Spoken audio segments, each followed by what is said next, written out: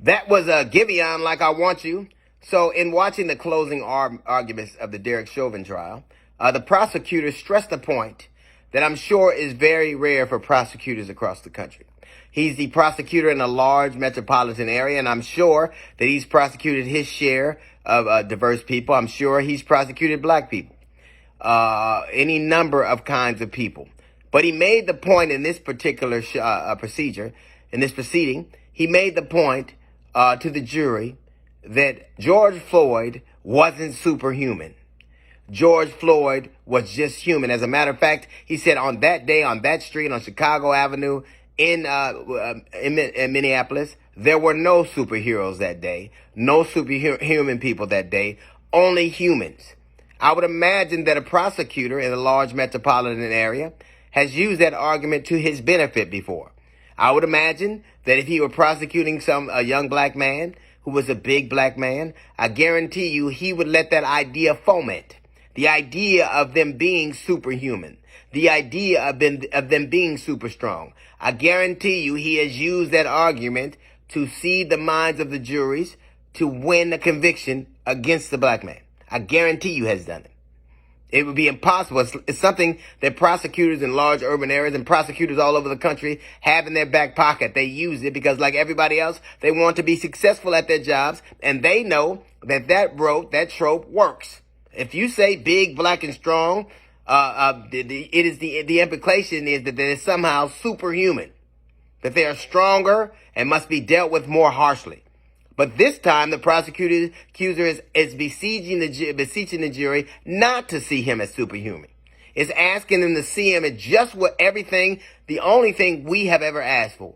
The only thing we have ever asked for is to be seen as human. Not greater, but not less. Not more, but not less. Not something to be feared, but something to be seen. We are quintessentially human, with all our failings and foibles, with all our pains and our hurts, with all our loves and our victories. We are human. No more, no less. And from the inception of our time in this country, there has been an attempt, and a very, very successful one, to see us as less than human. You see us in our jobs. You see it in medicine. You see it in policing. Every aspect of our existence here is seeded with the notion that somehow we are less than human, that we are animals, that we possess superhuman strength. Because otherwise, it would say more about you and this society than it did about us. How could you treat people that were human the way that we have been treated? How could you kneel on a man's neck for that long, for 9 minutes and 29 seconds, and have a medical professional, a so-called medical professional, come on and say that 250-pound men kneeling on a man's back wouldn't cut his wind off? How could you do that unless you believe that some kind of way they were not human? Because if you believe the defense, George Floyd died of every other thing other than a cruel man's knee on his neck for 9 minutes and 29 seconds.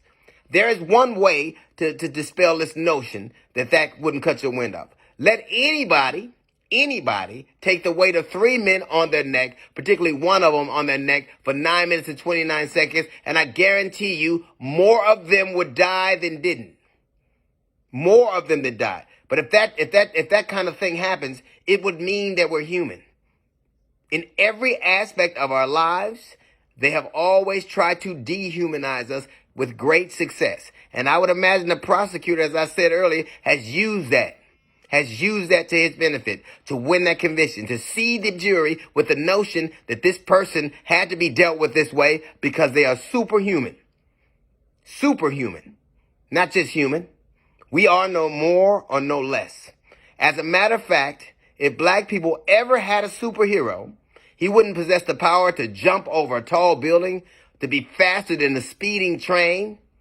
He wouldn't be super fast or super strong or bulletproof. A black superhero would only need one superpower: the ability to make people see them as human. That's a little note from the GED section. We got the Jazz Report coming in 15 minutes. It's the D.L. Hughley Show.